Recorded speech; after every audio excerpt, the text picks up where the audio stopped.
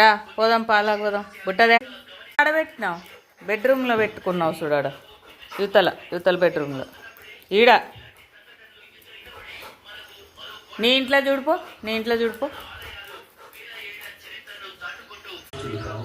మళ్ళీ నేను ఇంట్లో పెట్టుకొని ఊరంతా దాంట్లో ఎట్ట పట్టుకొస్తా వచ్చింది అది మరీ చినిగిపోయింది.